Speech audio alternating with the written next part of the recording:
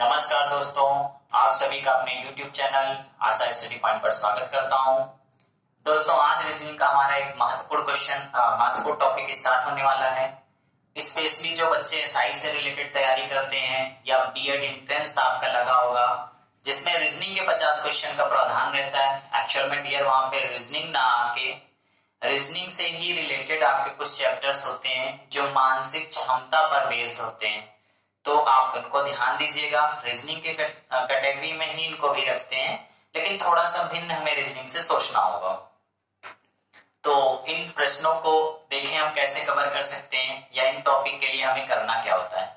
ये हमारे जीवन से संबंधित, व्यवसाय से संबंधित, समाज से संबंधित क्वेश्चन होते हैं, जहां पे आप सबने देखा होगा मैं ऐसा क्यों करूं, वो ऐसा क्यों करे, मुझे क्या पड़ी है, तुम क्यों कर रहे हो, इस तरीके से चीजें आ जाती है। लोग टालने की कोशिश करते हैं एक दूसरे पर।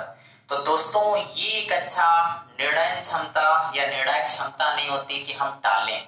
होता क्या है दोस्तों, जिस योग्य जो व्यक्ति होता है या जिस व्यक्ति की जितनी कैपेसिटी होती है, जितनी उसकी सोच होती है, उस तरीके से उसे दूसरे को ध्यान में ना देते हुए अपने को स्वयं करना चाहिए जो करने योग्य है। तो आज का हमारा टॉपिक उसी पे बेस्ड है दोस्तों। उम्मीद करता हूं जो मेरे नए स्टूडेंट्स या मेरे डियर्स जुड़ रहे होंगे, वो देखने से पहले एक बार चैनल को जरूर सब्सक्राइब करें। उसका रीजन ये है कि आपको वो जानकारियां भी यहाँ पे मिलेंगी यूट्यूब के माध्यम से जो अक्सर छोड़ देते हैं। उसका रीजन क्या होता है लोगों का छोड़ देने का, कि यार वही चीज पढ़ाऊं जो लोग पढ़ाते हैं, तो फायदा क्या दोस्तों, हमें कुछ अलग भी करना होगा जो सिलेबस में आता है। तो आइए हम लोग एक महत्वपूर्ण टॉपिक पर डिस्कशन करते हैं और आप सबको मजा आने वाला है। लगेगा चारों विकल्प सही है, लेकिन ऐसा होता नहीं है। जैसे देखिए, आज का हमारा टॉपिक होगा निर्णायक क्षमता। निर्णायक क्षमता क्या होती है इसको समझते हैं हम सभी। निर्णायक क्षमता परीक्षण के अंतर्गत व्यक्ति की मानसिकता जांचने के लिए सामान्य जीवन पर आधारित कुछ प्रश्न दिए जाते हैं। यह प्रश्न सामान्यतः वह समस्याएं क्या क्या हो सकती दोस्तों, परिवार से, समाज से, व्यवसाय से इत्यादि। जनरली अगर हम बात करें दोस्तों, तो ये तीन बहुत बड़ी समस्या है। अगर हम बात करें तो सबसे बड़ी समस्या फैमिली से शुरू होती है। कैसे, हमें किस तरीके से परिवार के हर सदस्य के साथ मिलकर कार्य करना होगा, किस तरीके से बड़े छोटे के साथ उनके आदर्शों को पालन करना होगा, उनको समझाना होगा। तो ये सब कहीं ना कहीं समस्याएं हमारे हर किसी के फैमिली से रिलेटेड यानी परिवार में होती हैं। तो इनके लिए कहीं ना कहीं अगर हमारा निर्णायक क्षमता सही होता है तो एक परिवार में एकजुटता बनी रहती है और हम सक्सेस की तरफ बढ़ते हैं। यही कंडीशन दोस्तों हमारे समाज पे भी है और व्यवसाय पे भी है। बहुत सारे लोग बिजनेस करते हैं, कुछ बहुत सफल होते हैं, कुछ लोग असफल हो जाते हैं, तो भाग्य को कोसते हैं, किस्मत को कोसते हैं, व्हाटएवर देवी देवता पता नहीं क्या क्या मानते हैं लोग, उनको कोसते हैं। रियल तो यही दोस्तों, वो सब सारी चीजें तो बात की बात है। पहली तो हमारी स्ट्रेटजी क्या होनी चाहिए, हमारी क्षमता क्या होनी चाहिए, सही डिसीजन। यानी अगर हम कोई भी व्यवसाय कर रहे हैं तो उसमें हमारे द्वारा किया गया चुनाव यानी हमारे द्वारा लिया गया डिसीजन, हमारे द्वारा लिया गया निर्णय सबसे महत्वपूर्ण होता है हमें सफलता के सीढ़ी तक पहुंचाने के लिए। तो दोस्तों, वो समस्याएं आपने देखा क्या क्या है निर्णायक क्षमता में, परिवार से, समाज से और व्यवसाय से होती, जो एक व्यक्ति के दैनिक जीवन में देखने को मिलती हैं। तो दोस्तों, आप हर रोज इन चीजों को सुनते होंगे लोगों से और फेस भी करते होंगे। अब इसका मुख्य उद्देश्य देखते क्या होता है, व्यक्ति के निर्णय, अभिरुचि तथा समस्या समाधान की दृष्टिकोण का पता लगाना है। देखिए दोस्तों, यहाँ अभिरुचि जैसा शब्द आया, आपने बीएड के जब फॉर्म भरा हुआ सिलेबस में आपने रीजनिंग में अभिरुचि शब्द सुना होगा, या एसआई वगैरह के पेपर में आपने अभिरुचि शब्द सुना होगा, वीडियो वगैरह में अभिरुचि शब्द रहता है। तो अभिरुचि हमारा रीजनिंग का ही एक पार्ट है, लेकिन हम रीजनिंग के तरीके नहीं लगा सकते क्योंकि वहां रीजनिंग कॉन्सेप्ट टू कॉन्सेप्ट चलती है। लेकिन अभिरुचि क्या होती है, हमारी निर्णय क्षमता यानी हमारी खुद सोच हमारी क्या कहती है, हम कैसा डिसीजन लेंगे। दोस्तों एक एग्जाम्पल भी मैं लेकर बताता हूं, फिर इसके बाद बहुत सारे प्रश्नों को देखते हैं। देखिए एग्जाम्पल के तौर पे हम बात करें, जैसे आप सड़क पर जाते हुए देखते हैं कि दो व्यक्ति आपस में लड़ रहे हैं, तो आप क्या करेंगे? ऐसे प्रश्न बहुत सारे होंगे, बहुत आप लोगों ने सुना होगा एसएसबी में ऐसा प्रश्न पूछ लिया गया, इंटरव्यू में ऐसा प्रश्न पूछ लिया गया, आंसर ही नहीं आ रहा था, उन्होंने पूछा कुछ था, आपके माइंड में कुछ और निकल आता है। और आपने यूट्यूब के माध्यम से बहुत सारे देखे होंगे आईएएस पीसीएस के या इस तरीके के इंटरव्यू के क्वेश्चन होते हैं, जिसका क्वेश्चन अगर हम सुनते तो लगता है ऐसा प्रश्न नहीं हो सकता, लग रहा है ये फेक बनाया गया होगा या इस तरीके से नहीं हो सकता। नहीं, ऐसा नहीं है दोस्तों। हमारी क्षमता उस प्रश्न के आंसर तक नहीं पहुंच पाती है, नहीं, और पहुंचती भी है भाई। जो उस लेवल की तैयारी करता है उसकी क्षमता कहीं ना कहीं उस लेवल की हो जाती है जहां से वो प्रश्न पूछा जाता है। तो एग्जामिनर जो भी प्रश्न करता है तो उसमें कुछ ना कुछ लॉजिक छिपा होता है और उसी लॉजिक को हमें बाहर करना होगा। जैसे दोस्तों आपने प्रश्न देखा होगा, अब देखिए दिमाग में क्या क्या आ रहा होगा आपके, बहुत सारे ऑप्शन, बहुत सारे लोग कहेंगे, कुछ लोग कहेंगे पुलिस को तुरंत सूचित करें, यानी 100 नंबर मिला दें, दो लोग लड़ रहे हैं। तो दोस्तों क्या ये सार्थक भाव होगा? होगा।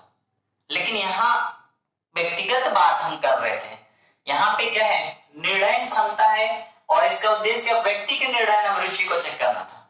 ये तो 100 नंबर आपने डायल कर दिया, कोई मतलब नहीं था। नॉर्मल दो लोग लड़ रहे थे, आप कन्वर्सेशन से उनको कुछ ना कुछ कर सकते थे, सोच सकते थे, तो ऐसा लग रहा नहीं ये ऑप्शन सही होना चाहिए, और गलत कर देते लोग, हो जाता है। बट दोस्तों ये ऑप्शन बिल्कुल गलत है, आप पुलिस को नहीं बुलाएंगे। दूसरा कहा गया झगड़ा करने वालों को समझाकर शांत करने का प्रयास करेंगे। दोस्तों ये विकल्प बिल्कुल सही होगा।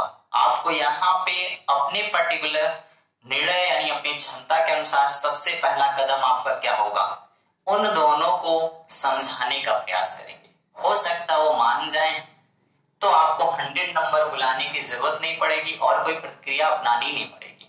तो हमें करना क्या है, सबसे पहले सबसे सरल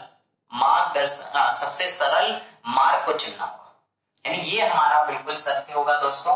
सबसे पहले अगर ऐसी कोई कंडीशन है तो हम क्या करेंगे, शांत करा के उनको समझाने का प्रयास करेंगे। अब देखिए इसके बाद कहा गया चुपचाप सिर नीचे करके आगे बढ़ जाएंगे।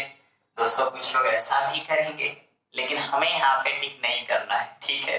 जनरली अक्सर यही करते हैं लोग, और इसी वजह से हमारे समाज की दशाएं बिगड़ती जा रही।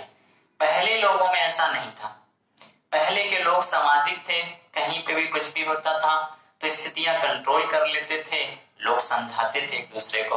आज कोई ना समझना चाहता है ना समझाना चाहता है, सीधे हमें सबसे इजी क्या लगता है, पुलिस को फोन करो, थाने में जाके रिपोर्ट कर दो। यानी जो चीज हम 10 सेकंड में यानी समाप्त कर सकते थे उसको हम 10 मिनट का बना देते हैं, फिर वो 10 मिनट आपका सालों में कन्वर्ट हो जाता है।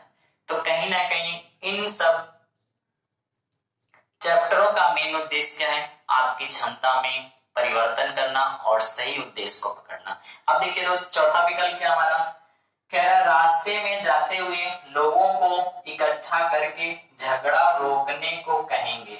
अब देखिए ये भी कोई सार्थक आंसर नहीं है। पहला इनमें जो सही था, सबसे पहले हम अपना व्यक्तिगत प्रयास करें, जब व्यक्तिगत प्रयास में असफल हो जाएंगे तब हम फर्दर और भी सारे क्या होंगे, डिसीजन लेंगे क्या करना होगा। बट हमें क्या करना होगा, ऐसे प्रश्नों का डिसीजन ऐसे लेना होगा। और भी प्रश्नों को देखते हैं, सारी चीजें क्लियर होती हैं।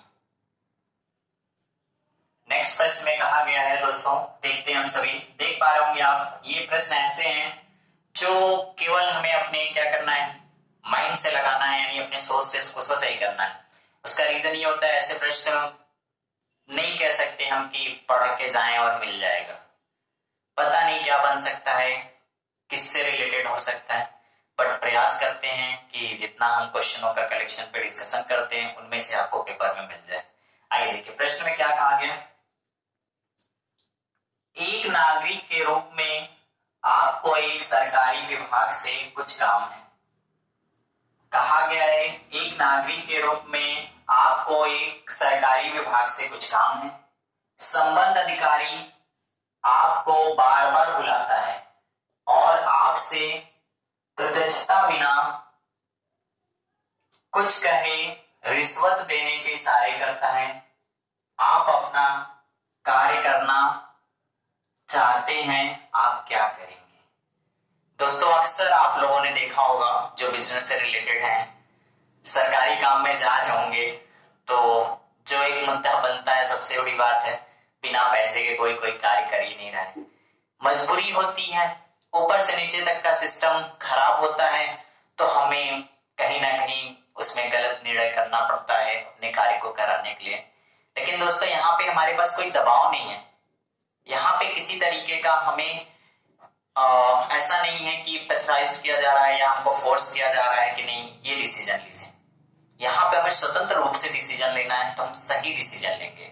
अब देखते हैं क्या विकल्प हमारे पास है। पहला विकल्प दोस्तों कहा गया है रिश्वत दे देंगे, मतलब वो क्यों टालना है? तो आपके दिमाग में तो ऐसा आ रहा होगा कि कार्य नहीं कर रहे हैं, इसका मतलब वो पैसा चाहते हैं, कि आज का जमाना भी कहीं ना कहीं बाप बड़ा ना भैया, सबसे बड़ा भैया, तो दैट इज बेटर। ऐसा नहीं, हमें यहाँ ऐसा नहीं करना होगा, गलत हो जाएगा। तो पहला विकल्प आपका क्या होगा? सार्थक नहीं होगा। दूसरा दोस्तों देखते हैं क्या, ऐसा व्यवहार करेंगे मानो आप उसके इशारे नहीं समझ रहे हैं और अपने आवेदन पर डटे रहेंगे। अब दोस्तों ये बताइए कब तक ऐसा होगा? वो कार्य करना नहीं चाहता और आप समझना चाहिए जाते हैं, तो इसका मतलब केवल क्या होगा? टाइम खराब हो रहा होगा। तो दोस्तों ऐसा नहीं, हमें कार्य करना है तो सामने वाले की समस्या, उनके कहे हुए काम, उनके द्वारा नियमों का पालन करना होगा। लेकिन अब इसमें है क्या, अब समझिएगा, भ्रष्ट अधिकारी के बारे में बात किया जा रहा है। अगर कोई आपका ऐसा अधिकारी होता या ऐसा व्यक्ति होता जो अपने उद्देश्यों का, कर्तव्यों का निर्वाह कर रहा होता, तो आपको ऐसी कोई समस्याएं नहीं आती, तो आपका उचित निर्णय होता, आप अपना भाई काम कराते, उनके रूल और रेगुलेशन को फॉलो करते। अब यहाँ मामला कुछ और हो गया है, तो हमें उसी हिसाब से डिसीजन निकालना होगा। थर्ड नंबर पे क्या दिया गया, इसको देखते हैं।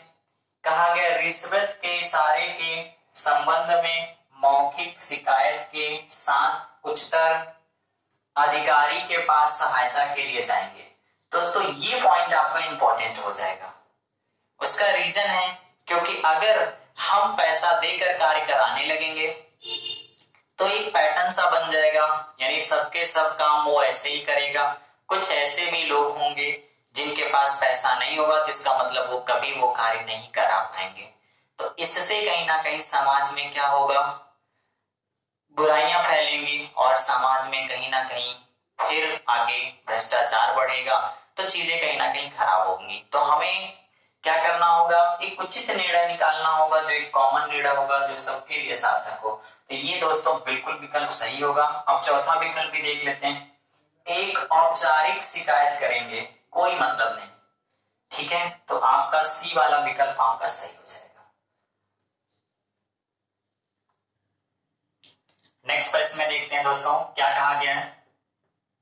यदि आपके पड़ोस के विद्यालय का कोई शिक्षक बुरी लत में पड़ गया है तो आप क्या करें, आप क्या करना पसंद करेंगे?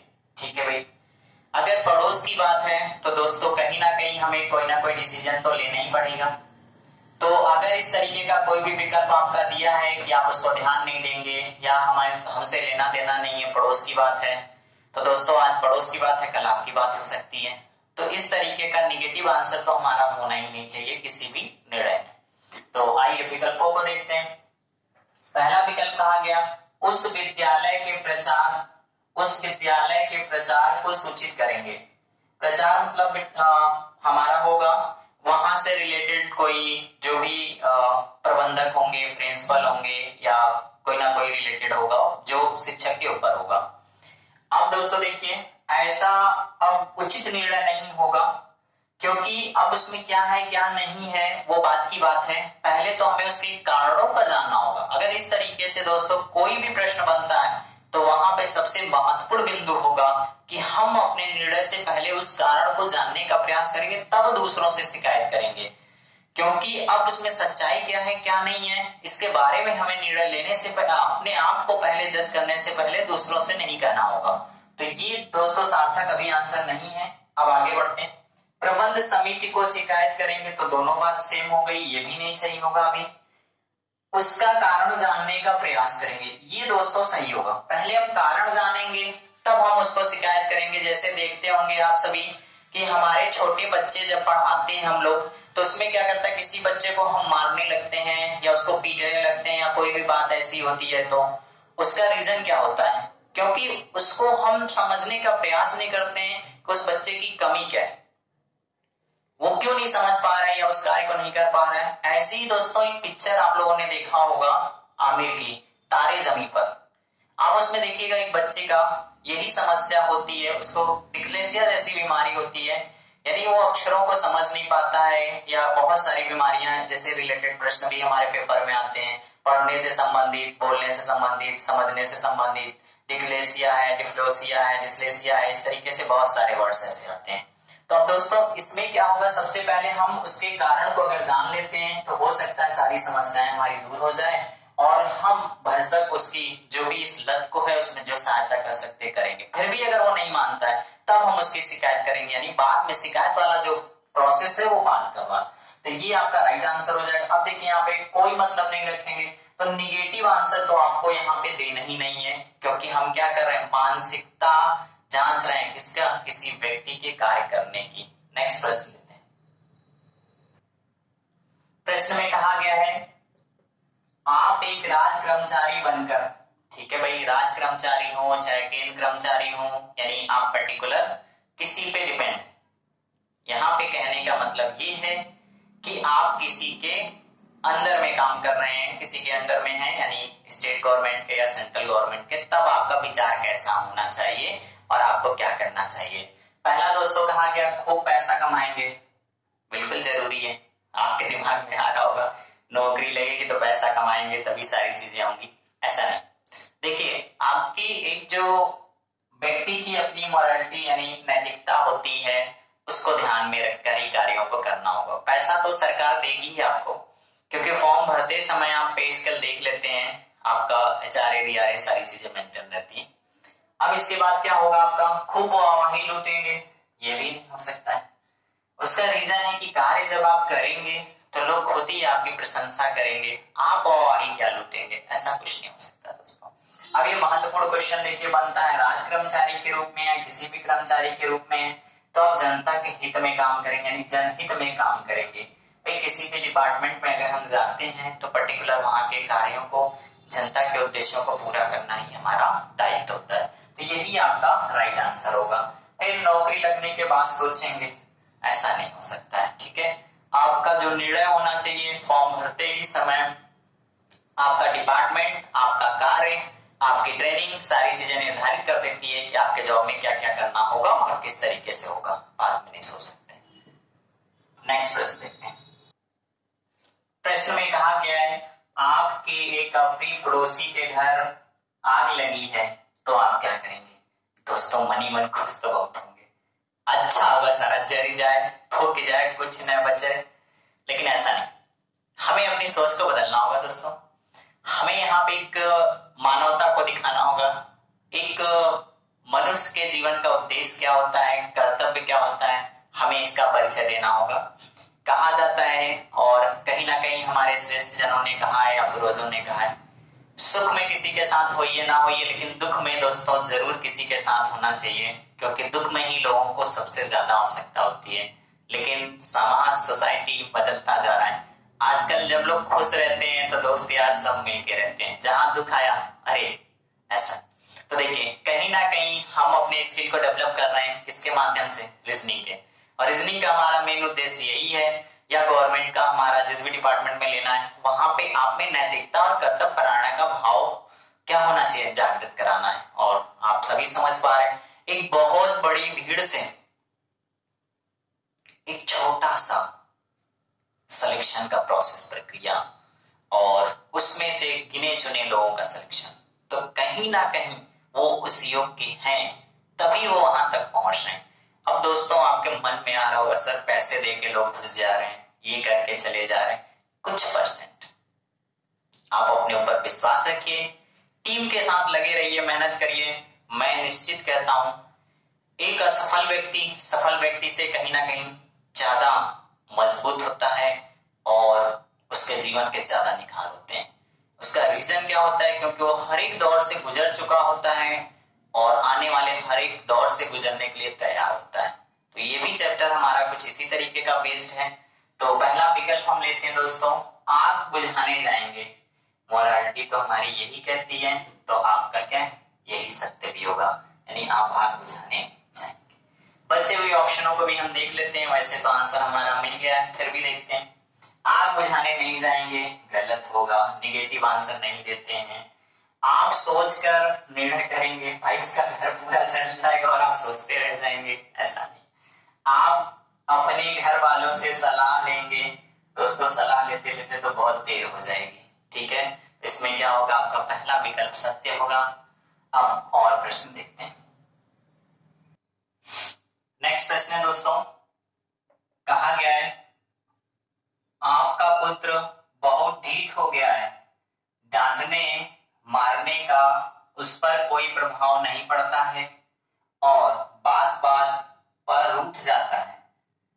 इस दोष के निवारण के लिए आप क्या करेंगे? दोस्तों देखिए, अक्सर ऐसा होता है कि बच्चे जब इस तरीके की हरकतें करते हैं या हमसे छोटा कोई इस तरीके का करता है, तो हम प्रेम बस, मानवता बस उसकी गलतियों को छिपाने लगते हैं लगातार, और गलती छिपाने के वजह से वो गलत रास्ते पर भी चला जाता है। तो इसका निर्णय निकालने के लिए हमें क्या करना होगा, एक उचित कार्रवाई करनी होगी, उसको क्षति ना पहुंचाते हुए।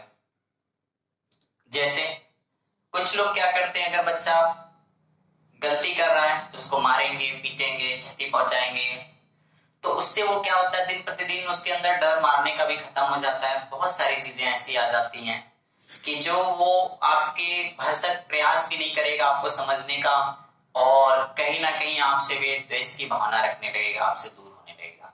अब इनमें दिए गए निर्णय पे हम बात करते हैं कि इसमें क्या सार्थक हो सकते हैं विकल्प में। पहला क्या है, उसको प्रताड़ित करेंगे। देखिए वही चीज दोस्तों, प्रताड़ित का मतलब क्या होता है, टॉर्चर करना, उसको मार पीट के या उसके साथ दुर्व्यवहार करके या उससे लोगों से आलोचना करवा के, यानी गलत व्यवहार, प्रताड़ित करना मतलब। दूसरा, ऐसा नहीं करेंगे दोस्तों, क्योंकि अगर हम प्रताड़ित करेंगे तो हो सकता है हम उसको खो भी दें। जैसे बहुत सारे बच्चे होते हैं, कभी कभी कंपटीशन लगातार दे रहे होते हैं, नहीं होता है, पड़ोस वाले, घर वाले इतना टोन्स मारते हैं, यानी इतना कमेंट्स करते हैं, कब तक जीवा पढ़ा है, व्हाटएवर, जैसे पता नहीं कौन कौन सी लैंग्वेज इस तरीके का बच्चे भी आके शेयर करते हैं अकेडमी पर। तो दोस्तों निराश होने की जरूरत नहीं होती है, उनका कार्य है कहना और आपका क्या है, प्रयास करना। और जिस दिन आप प्रयास करके सफल हो जाते हैं तो उन्हीं के ही तरीके बदल जाते हैं, वो कहने का भाव बदल जाता है। हम तो जानते थे बेटा तुम बड़े मेहनती थे, तुम सफल होना था, निश्चित होना था, बहुत सारी चीजें। तो देखिए जीवन में बहुत सारे ऐसे लम्हे आते हैं जब हमें ऐसा लगता है कि जिंदगी से हम उब गए हैं या लक्ष्य तक नहीं पहुंच पाएंगे। तो दोस्तों वो आपका ऐसा समय होता है जब आप सफलता के बिल्कुल पास में होते हैं और वहीं से आप पीछे आ जाते हैं, ऐसा नहीं करना है। तो ये पूरे चैप्टर का ये हमारा कॉन्सेप्ट क्या है, बहुत अच्छे से आपको जज करना है कि प्रश्न में क्या है और दिया गया विकल्प क्या है। अच्छे से आप समझते हैं तो अपनी अभिरुचि के अनुसार बिल्कुल सही आंसर को आप पकड़ेंगे। दूसरा विकल्प क्या है, उसके व्यवहार की उपेक्षा करेंगे। देखिए ये भी गलत है, उसको तरह तरह से बहलाने फुसलाने का प्रयास करेंगे, ये भी गलत होगा। तब तो वो और आगे करेगा कि अरे फैला रहे हैं हमको, ऐसे कह रहे हैं तो हमें और करना चाहिए, मजा आएगा उसको। दोस्तों फिर बच गया आपका चौथा विकल्प, यही सत्य होगा। अब देखते हैं ये है क्या। आप भी उससे रूठ जाने का, ना बोलने का नाटक करेंगे। दोस्तों बिल्कुल सही, अगर वो गलती कर रहा है, नई चीजों को समझ रहा है, अगर फैमिली के सारे सदस्य इस तरीके से उसको व्यवहार करें कि उसको इस चीज की भली भांति उसको ये लगे कि नहीं मैं गलत हूं, कितना मैं लोगों को ये कार्य करके पीड़ा पहुंचा रहा हूं, क्योंकि वो भी ऐसे ही महसूस करेगा जब आप उसके लिए करेंगे तो परिवर्तन करेगा। तो दोस्तों यही विकल्प आपका राइट होगा।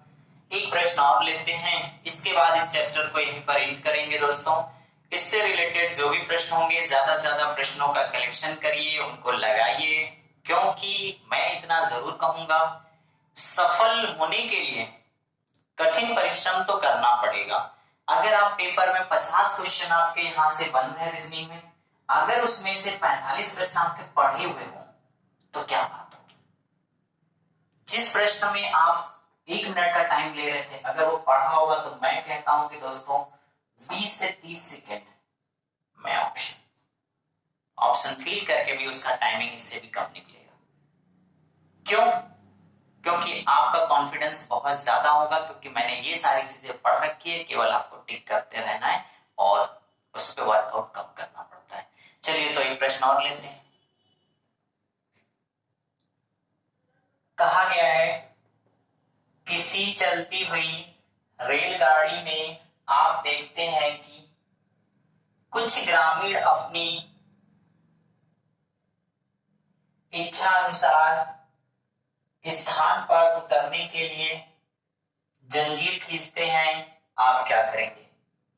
दोस्तों आप सभी को पता है कि अगर इस तरीके से कोई भी रेलगाड़ी है, अगर हम चैन कूलिंग करते हैं तो उससे समय का नुकसान होता है, ट्रेन का कंप्रेसर डिस्टर्ब होता है, यानी हर तरीके की क्षति होती है।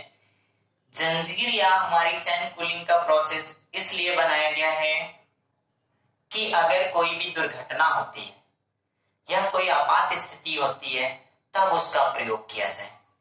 लेकिन अपनी इच्छा अनुसार जहां है मन में वहां रोक के उतर जाएंगे, भाई बस नहीं है, ये ट्रेन है। तो ये क्या कर रहे हैं आप?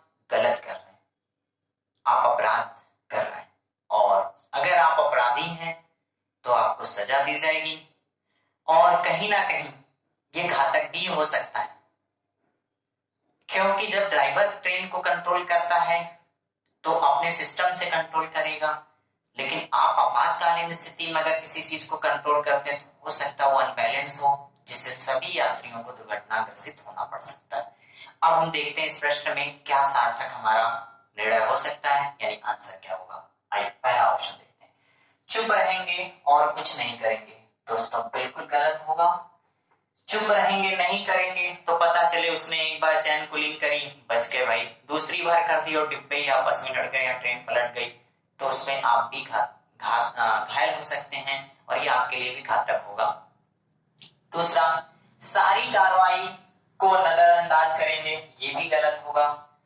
कहीं ना कहीं अगर एक मनुष्य के रूप में हमारा कुछ सार्वजनिक दायित्व भी होता है, समाज में इंसान होने के नाते सामाजिक तौर तरीके, सामाजिक रहन सहन, सामाजिक संपत्ति या सरकारी संपत्ति में सभी का अधिकार होता है।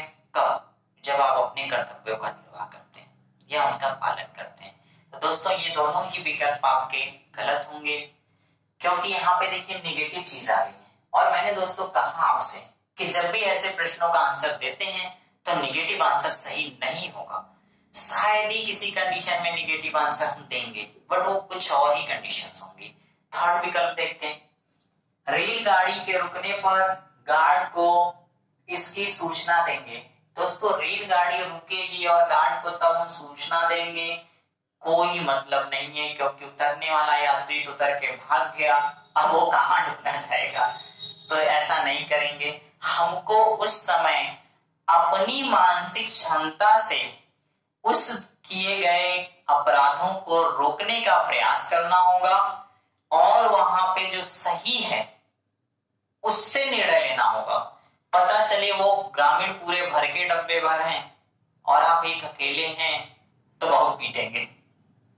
तो दोस्तों हमें करना क्या होगा, पहले हमें ऐसे भी लोगों को अपने साथ में लेना होगा जो लोग आपके पक्ष को भी रख पाए और उनको समझा भी पाए, यानी हमारी संख्या ज्यादा होनी चाहिए। इसी से रिलेटेड चौथा विकल्प होगा, उम्मीद करता हूं डेफिनेटली दोस्तों कुछ ऐसे ही है। कहा गया कुछ सहयात्री, यानी उसमें से ऐसे भी लोग होंगे जो हमारे तरीके का सोचते होंगे, यानी समझदार लोग होंगे जो इसको अपराध मानते होंगे, वो हमारे साथ आएंगे। तो वही चीज कहा गया, कुछ सहयात्रियों की सहायता से उन्हें ऐसा करने से रोकेंगे। भाई ये देखिए एक सार्थक आंसर है और यही सत्य होगा। तो आज का ये जो हमारा चैप्टर था, इससे संबंधित जो भी महत्वपूर्ण बिंदु हो सकते थे उनको चर्चा किया गया। तो दोस्तों इस वीडियो को देखिए और इसके बाद इस तरीके का जो भी क्वेश्चन प्रैक्टिस सेट में मिलते हैं तो इन्हीं के थॉट्स और ऐसे ही सोच से हमें उन आंसरों को सही करना होगा। तो मैं उम्मीद करता हूं कि आपके जो भी प्रॉब्लम्स अब इस चैप्टर से बनने वाली होंगी वो हद तक दूर हो चुकी होंगी और ऐसे प्रश्नों का भी निर्णय आप करने में सक्षम हो गए होंगे। धन्यवाद दोस्तों।